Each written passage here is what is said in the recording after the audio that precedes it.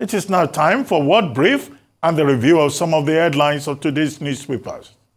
Adefemi Akinsanya, what do you have for us? Good morning, Dr. Ruben. Gosh, I'm so used to saying good morning as if I've just come here, but today I've joined you from the beginning of the show. But yes, I do have something special for all of you. Shall we start with our global brief? Let's start in the United States, where President Joe Biden says the best way forward is to pass the torch to a new generation. He made these comments in a rare address from the Oval Office. It's his first since announcing he would step down from the race to be re-elected. Now, Biden didn't explicitly state why he would not run, but what he did do was list his accomplishments, which he says merited a second term in office. However, he conceded that nothing can come in the way of saving our democracy, and that includes personal ambition. Let's take a listen to what else he had to say. This office, but I love my country more. It's been the honor of my life to serve as your president. But in the defense of democracy, which is at stake, I think it's more important than any title. I draw strength and I find joy in working for the American people. But this sacred task of perfecting our union is not about me. It's about you, your families, your futures. It's about we, the people. And we can never forget that. And I never have. I've made it clear that I believe America is at an inflection point. One of those rare moments in history when the decisions we make now will determine our fate of our nation and the world for decades to come. America's going to have to choose between moving forward or backward. Well, ahead of President Biden's address, former President Donald Trump took to the stage at a rally in Charlotte, North Carolina, and he used the opportunity, expectedly, to take aim at Kamala Harris, claiming she was a radical left lunatic and that the ultra-liberal driving force said that she was the ultra-liberal driving force behind every single Biden catastrophe. Let's take a listen to what he had to say. 3 days ago, we officially defeated the worst president in the history of our country, crooked Joe Biden. So now we have a new victim to defeat, Lion Kamala Harris, Lion, L-Y-I-N apostrophe. The most incompetent and far-left vice president in American history. By the way, they did a poll. She was rated the worst vice president in history. I've never seen that poll before, but that's the poll. But we'd also like to see that poll, to say he didn't attribute it to any verifiable source. That being said, Kamala Harris spoke to members of the Zeta Phi Beta sorority at the biennial convention in Indianapolis. Harris herself, who is a member of the Alpha Kappa Alpha sorority, could become the first black sorority member to be US president. The two organizations, that's Zeta Phi Beta and Alpha Kappa Alpha, are among the predominantly black sororities and fraternities that make up the National Pan-Hellenic Council, commonly called the Divine Nine. Now, it's nearly 4 million members, and they are poised to become a secret weapon as Ms. Harris seeks the presidency. We are not playing around. There is so much at stake in this moment. There's so much at stake. And again, then, in this moment, our nation, as it always has, is counting on you. My dear friends, I or Dr. Ruben, we heard what former President Donald Trump had to say. We also heard what current President Biden had to say in terms of giving his first speech since stepping down from this re-election race. And we just heard from Kamala Harris there too. If we start with former President Donald Trump's comments, I don't think any of us are too surprised. I think he even said on stage that ever since being shot, he has been called a nice guy, that he's being friendly. And he said on stage that he no longer was going to be that nice guy and that he was going to bring the daggers out. So his comments just then wouldn't be too much of a surprise. But I do think, before I let you in there, that is a teeny weeny bit of a dog whistle not to pronounce Kamala Harris's name correctly. If you notice, he continues to call her Kamala, and she's made it clear that it's pronounced Kamala, but there we go. What are your thoughts? All right. Well, no surprises there, like you mentioned. To be fair, I'd like to see former President Donald Trump speak about the issues a lot more. during his campaign speeches, rather than, like, as you've put it, dog whistle, and just continue to speak about his opponents, even if he wouldn't mention their names in some instances. He has continued to pass the message of make America great again. But I'd like for, because we have to be fair, and when we compare sometimes, especially during the Nigerian elections, one of the things we kept saying was speak to the issues. What are the issues? What are you bringing to the table? Yes, he has a full manifesto. He's had the opportunity to speak about that. But I would prefer for him at this time to maybe focus more on the issues, but of course we understand the tactics. And in Kamala Harris's voice, we know their type. I mean, a number of people know his type in terms of he's doing this deliberately. He's trying to demarket her. He's trying very much to make it seem like she's not an option. She is definitely a threat to his campaign. We saw the polls yesterday, 44, I think to 42, yes, 44, exactly leading by 2%, give or take the variables. But she's becoming a serious threat to him. So it would be great to see that debate that Fox News is looking to have in September and see how they would match up together. Now, in terms of Kamala Harris, she is certainly leaning into her strength, leaning into her base, leaning into the people that she supported. And she's using the words like, you supported us, you got President Joe Biden in, get us in, we're serious about this. And then she made a reference to, without mentioning President Donald Trump's name, about the past and the future. And I thought it was quite interesting that she used that phrase, because remember, that one of the things that came out yesterday when I talked about J.D. Vance was that he had said that because, of her personal stance, she wasn't able to manage America's future. So making that statement, I thought, was a clear and subtle address to that she was actually focused on the future, and the Republican Party was continuously focused on the past. So, people should make their decisions also in tandem with President Joe Biden's speech in terms of like Nigeria. This is a critical moment for Americans. You have to make a decision. What are you going to choose? Someone who is willing to, not a dictator, then America is not ready for a dictator, right, or people who are ready to take America to the future. So very important there, some of the things. But one word, or one sentence I'd like to highlight in President Joe Biden's speech is this: I revere this office, but I love my country more. We need more leaders, not just President Joe Biden, but around the world, to have this kind of mindset. I know, yes, he might have come under a lot of pressure because he was willing to run from key Democrats, but I think it's quite important, and maybe something that we should frame or make into billboards so that leaders can see that nation above personal interest. Right. People that you're serving above personal interest. If we had that, we'd have more leaders and better nations. Okay, without any doubt, Kamala Harris being chosen as President Biden's preferred successor has energized the Democratic Party. We can all see that there is a new momentum, and this has been seen in the enthusiasm of the donors and also in what the various polls, whether it's NPR poll or it's Ipsos poll or it's Reuters poll or any of the polls. So she stepped up to the game. So we should not be surprised that President Trump, is uncomfortable when he gave his first rally, when he went to his first rally in North Carolina, after the choice of, Kamala Harris. He was saying that the woman is incompetent. He put all the blame for the border migration issues on top of her head. She said, well, they gave you that assignment. You failed. You're an incompetent person. And she says, as you said, that she's crazy. She's a radical left lunatic. Standard,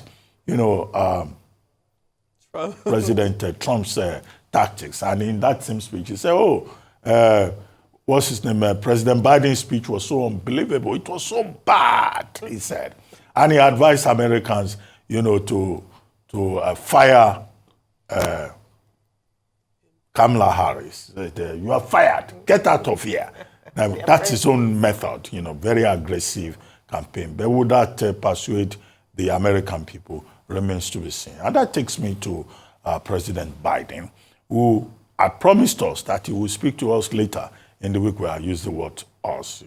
The people, the world. Yeah, in a generic We're sense. included too. And he gave that address in the Oval Office, surrounded by family members, to show the importance of it. Presidents of the United States usually speak in the Oval Office when it is a critical moment, or they have something they want to draw attention to. And he considered it important enough. And at the end of the day, he was hugged by members of his family. But two key things by way of observation. One, the fact that he's making the sacrifice for the party and the country to ensure unity within the party and the country. Number two, the fact that he says, well, at 81, he thinks he can still do it, but he wants to hand over the torch to the younger generation. And in his own view, Kamala Harris is not a lunatic. He says she is reliable, she is competent, and that she will be able to do the job. So another view there, whatever Trump may think from his own partisan perspective. More importantly, he made a point that, look, about the American dream, that this is a young man that came from Clackmont in Pennsylvania and also came from Delaware, with a stutter. You would think that this child will not go anywhere. But the beauty of America, he emphasized, is that it's the land of dreams. That this same boy with a stutter served the nation of the United States for over 50 years. And he told people that, look, that can only happen in the United States. And that's what is so special about America. He did not mention Trump by name. He didn't. But he provided a contrast that the beauty of America, again, is that it's not a country of kings and dictators. I hope Nigerian leaders, African leaders will listen to that.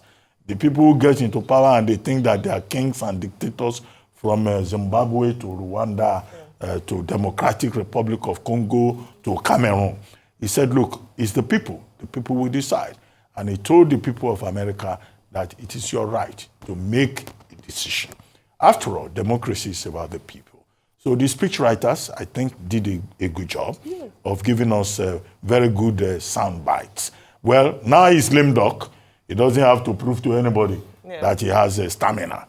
I think in the days to come, in the weeks to come, President Biden is likely to focus more on supporting Kamala Harris and also trying to frame his legacy, to put his legacy together in terms of, self-positioning in history. And I imagine that he has more than enough competent people to assist him in framing that legacy. Agreed. Well, let's move on to newspaper headlines across the globe. We'll begin here in Nigeria with This Day newspaper. And This Day newspaper features many stories, but of course, the federal government warning against these planned nationwide protests and how they believe that it could lead to anarchy. The Secretary General of the Federation Secretary, Senator George Akume, also met ministers in a closed-door meeting in order to avert these protests. We discussed about how the National Labour Congress, Southern governors had all expressed some form of distance to these protests. But then, of course, opposition voices, namely the PDP, are in support of protests, saying that it is a constitutional right of the people. In addition to that, you've got comments from the Minister of Information, who says that these planned protests over economic hardship should be handled as a family matter. The protests, as we have reported, are scheduled to begin on the 1st of August. And I mean, we've discussed this, but it would be interesting to know that, while ministers are having all of these closed-door meetings and meeting each other, why don't we turn those conversations outward and speak to the people? Exactly. Since we're talking about handling this like a family issue. So that's the front page of This Day. If we move on to the Daily Trust, the Daily Trust is also looking at these planned protests, and essentially opposition federal lawmakers have urged the federal government to engage with the organizers of the planned protests, again, looking at trying to make these types of dialogues helpful and useful in the land. If we move on to The Nation newspaper this morning, The Nation is also talking about a general consensus against these planned protests. They say that these protests are similar or have the potential, rather, to be similar to the hashtag #EndSARS protests of 2020. And while we've been making that point clear throughout the show, I will say again that #EndSARS was always a peaceful protest before it was infiltrated, and then it was violently put down. So if we are going to draw parallels to #EndSARS, let us also say that it was a wonderful example of civil unity and resistance before things turned badly.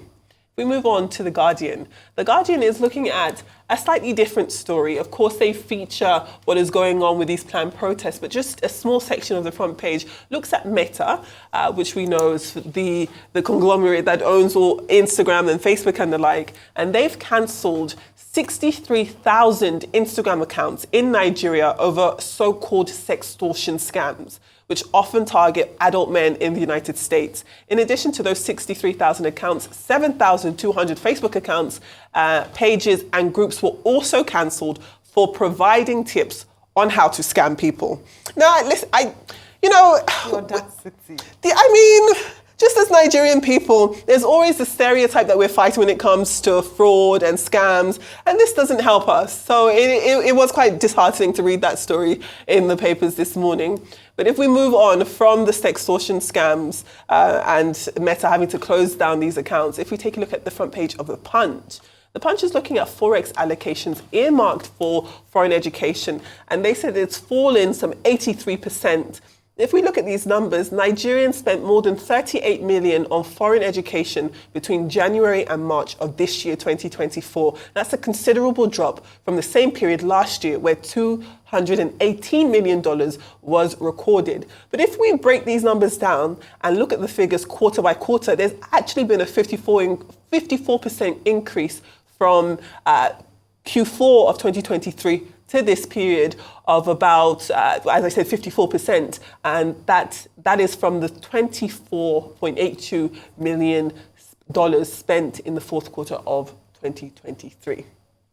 If we then move on to the Leadership magazine, the Leadership is looking at a report from UNICEF, and UNICEF naming northern states accounting for 70% of this new polio variant in Nigeria. Now, earlier this month, you'll remember that UNICEF had declared polio had returned to Nigeria, and that was after Nigeria was declared polio-free back in 2020. And they blamed the low numbers of vaccinations for the return and spread that we are seeing. In addition to that, if we take a look at the front page of The Punch is also a story that was looking at that Forex issue that I had mentioned earlier. But also within the pages of The Punch today, they're looking at an Air Force base in Ikeja that is suffering from a blackout for more than a week. And they said that not only have they been struggling without any light, there's also been a lack of access to water for a week at this Air Force base in Ikeja, which Ikeja, of course, being the capital of Lagos State. Now, there have been some reports coming out from there saying that this is an issue that has emanated from an installation defect, and it's not just the barracks that are being affected. Indeed, several neighbours in the local areas are also affected by this blackout and lack of water. But it does add to one of the lists of issues that many people are having grievances with. I wouldn't imagine that members of the Air Force are going to be taken to the streets in these planned protests, but it does show that these economic hardships are facing every corner of this country. So that is something within the pages of The Punch. If we take a look at our African newspapers now and move over to Kenya, Kenya has pasted the faces of many different ministerial candidates in Ruto's second attempt to change his cabinet. Now, this second batch of minister nominees feature 4 of Raila Odinga's allies. And so there's been, as you see in the headline, conversations about how much influence and sway Raila Odinga actually has within William Ruto's government. And it does seem as though that presence and that influence is showing itself more and more.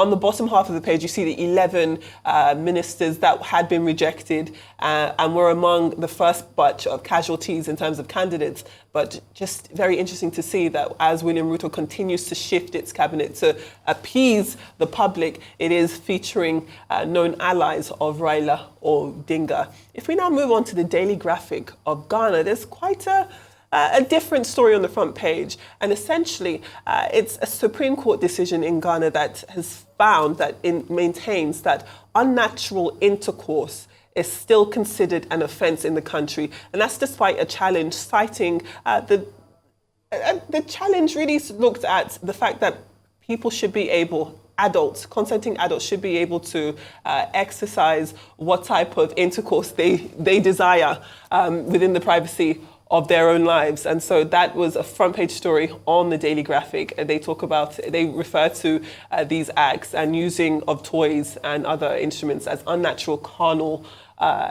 relations, and that the Supreme Court find them still to be unlawful. Let's move on to some international papers. If we take a look at the front page of the Eye, Jeremy Corbyn, who was a former Labour member of Parliament and now an independent, he allegedly, according to this front page, has been trying to form a rebel alliance to fight Keir Starmer. As I said, Jeremy Corbyn was, of course, a leader of the Labour Party for quite a while before he was somewhat ousted out of the party with allegations of anti-Semitism and poor leadership, a lack of confidence in his leadership, which led to him leaving the party and rerunning for his seat and winning it in the recently concluded elections at the very beginning of this month in Islington. So that is the story on the Eye. But if we take a look at the UK Guardian newspaper, they're talking about how rich Western countries are the ones leading global gas and oil expansions. I mean, that's not even something to surprise any of us. I think for years, when we're talking about clean energy or clean alternatives, a focus on the environment, there's also been the acceptance that while the developing world is being implored to move away from fossil fuels or to consider different ways to reduce emissions, that they are not the ones who've created this problem. And this newspaper article goes on to say and confirm that it is in fact rich Western countries that are leading the global expansion in gas and oil. So those are our newspaper headlines. All right. Let me start with Kenya, especially because there are parallels that can be drawn and lessons, I believe, that Nigeria can learn, especially as young people are saying they want to go out to protest. And that is this, some of the measures that the president has made in a bid to find some kind of truce with the young people, even though it's not, according to them, satisfactory. They're saying that they're not impressed, even though he's added 4 members of his new cabinet from the opposition. In fact, the young people are saying that all of you are the same, plus your position and yourself. So that's not enough for them, that he needs to make more far-reaching reforms that would not just benefit the political class, but the people, the citizens. And that's what we say, isn't it, in terms of on the African continent, whereby it's the political class or the elites that seem to benefit from the government in terms of direct and even indirect. And the people themselves, the masses, don't seem to get that much benefit. So just to say that it's not Uhuru, that he's now appointed people from the opposition. They are also against the opposition as well, saying that you're all the same. But it will still have to go through Parliament, even though Parliament is most of Ruto's allies hold majority in Parliament. But another angle to that protest is that now journalists in Kenya have come out to join, saying that they were being, rough handled by the police. In fact, they said journalists' lives matter. They're saying, shoot not the messenger. That they're just trying to do their jobs, and they feel like the government is trying to stifle them. So this is another angle as well. Not just the people, but now the people who are telling the stories are being victimized for telling the stories. Just to point that out, a lot of lessons to learn from Kenya. I hope we can take those lessons and use it in Nigeria. Well, the stories that stand out for me, the first is Minister Idris. I forgot to add that to my commentary earlier on, saying that this protest is a family affair. They will resolve it as a family affair. Well, I don't see how it's a family affair. I think that's tongue-in-cheek.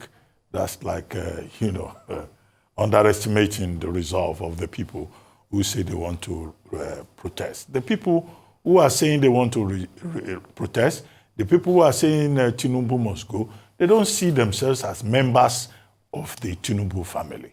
I think all of us should be very clear about that. But we take the point that even inside families, people quarrel.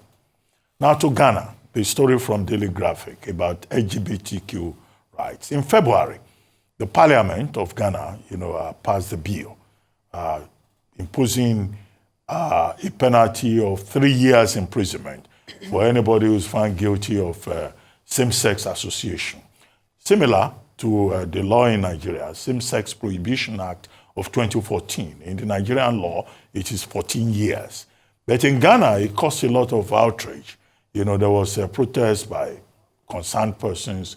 There was a protest by Amnesty International, Human Rights Watch. And because of that, the president withheld his assent. He didn't sign because there was a challenge to go to court. So the matter now has gone all the way to the Supreme Court of Ghana. And on Wednesday, the Supreme Court said that the language adopted in their submissions by the lawyers who brought the matter to the Supreme Court was a bit offensive. So they asked them to go and redo their documents. And, they have now fixed another date for the hearing. But in many African countries, you have this, anti-same-sex, legislation.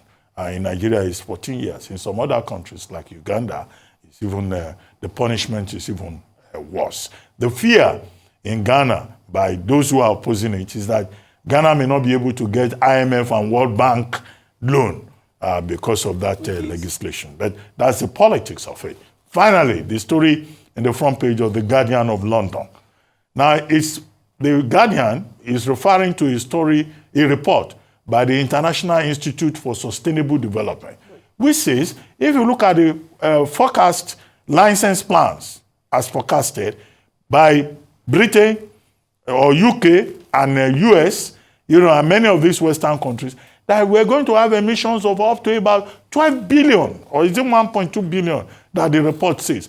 And the paper is alleging that Western countries are hypocritical about net zero. In London, in England, they even have a minister for net zero and energy. What's his name again? Ed Miliband. Yeah. But Ed Miliband is there. They are presiding over more licenses, for oil exploration. So what is all this hypocrisy at COP26, COP27, and they say they are reducing, emissions. So I think the big thing about that story is the hypocrisy of the West. Indeed. All right, well, thank you so much, Adefemi. We've gone through the world, through the eyes of papers and the media.